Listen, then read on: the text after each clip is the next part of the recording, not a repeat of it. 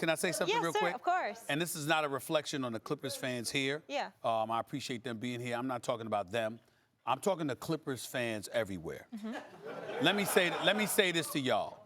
Y'all have never been in a conference finals. He said y'all, they're all here. Let alone a finals. This ownership, Steve Ballmer, led by a first-class staff, Doc Rivers, Lawrence Frank, everybody in between.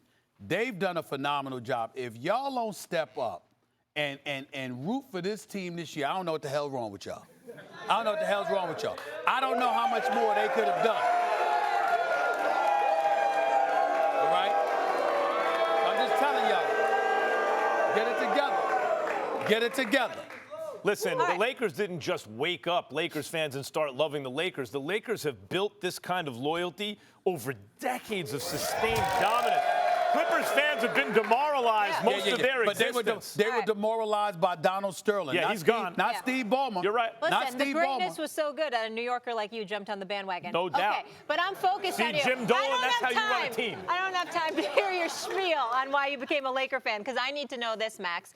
Besides the Lakers and Clippers, who do you see potentially being a threat to them? The Denver Nuggets. And it's a little bit of a leap of faith. Look, Masai Ujiri showed how it's done in Denver. You get a deep team. Like, have 2 5-man units who can run you out the gym, right? Because it's at altitude, and so you have this enormous home field advantage, basically, home court advantage.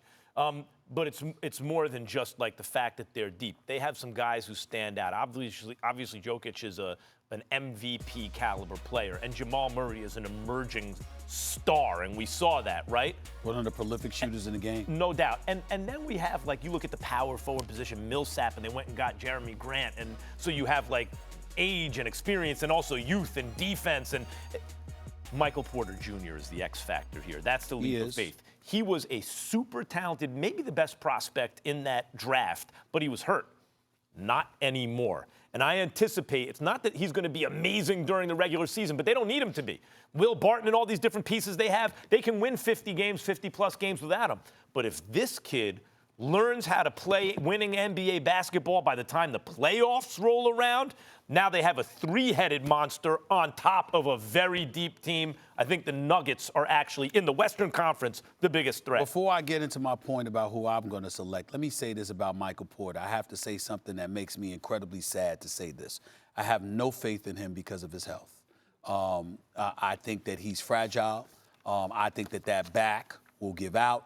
And the reason why is that, remember that the Los Angeles Clippers, with Jerry West in the room, had the 12th and the 13th pick, if I remember correctly.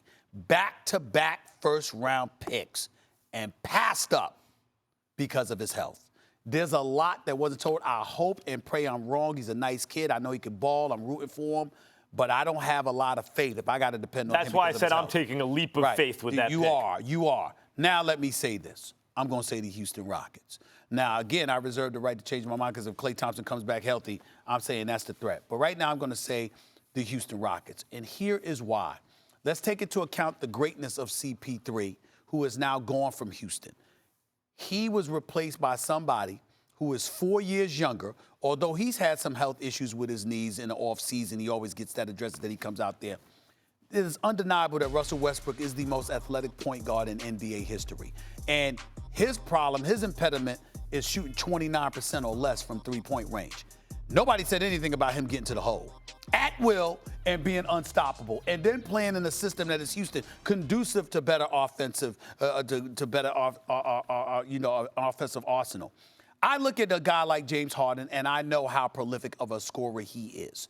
And the combination of him with Russell Westbrook, two brothers who want to play together, that are true BFFs. And oh, by the way, you got a guy like Russell Westbrook that's going to be penetrating into the teams of a defense and kicking it out to somebody like James Harden. Now we have to get into matchups. Now, where I grow concerned is Mike D'Antoni, because of their 5 starters, at least 4 of them are over the age of 30. And so as a result of that, I wonder about how D'Antoni is going to pace them. He's coaching for a new contract. We all saw what happened when he had Kobe Bryant, ran him into the ground, ended his career as far as I'm concerned, playing him over 45 minutes a night in the last month and a half of a season before his Achilles gave out. But I'm looking at James Harden and Russell Westbrook with a Clint Capella, with an Eric Gordon, and I'm looking at these boys and how prolific they are offensively, and I think that's the kind of team that could be a threat Actually, to I everybody. have another team I would take before Houston, by the way. I like the upside of Denver the most, but you got to look at Utah.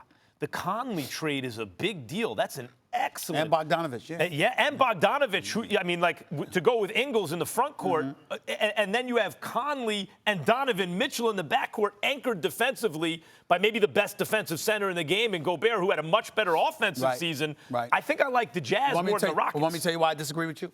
Because this Utah team, very, very good, very formidable. And by the way, congratulations to Quinn Snyder for getting his contract extension. He deserves it. He's a damn good coach. Let me tell you this. They remind me of Memphis from the days when they had Mark Gasol and Conley and those boys. They're rough and rugged. They're very good. They're just Who was solid. Donovan Mitchell on that Memphis team? I understand that. There was no Donovan Mitchell on that Memphis team. That's the difference. And that's the difference to you.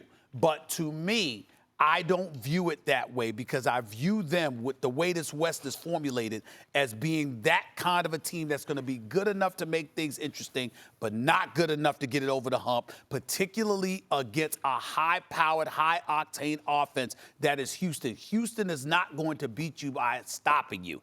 They're going to beat you by outscoring you. Let me say this. And they can outscore 95% of the league. Every now and then, and it's not the formula that usually works in the NBA. Right. Usually it's because one of the super teams were diminished in some way, but every now and then a really well-balanced or excellent defensive team pops their head up, gets to the finals, or wins a chip. And when I look at Utah, that's just the kind of team, and I bring up Donovan Mitchell for a reason. A lot of times those teams, they have a lot of Mike Conley types like, ooh, I want that dude on my team. Two-way player, team player, the whole thing. But they're missing the wild card player who can take over a game offensively and can do it on a high level. Those kind of teams. Thank you so much for watching ESPN on YouTube. For more sports highlights and analysis, be sure to download the ESPN app. And for live streaming sports and premium content, subscribe to ESPN Plus.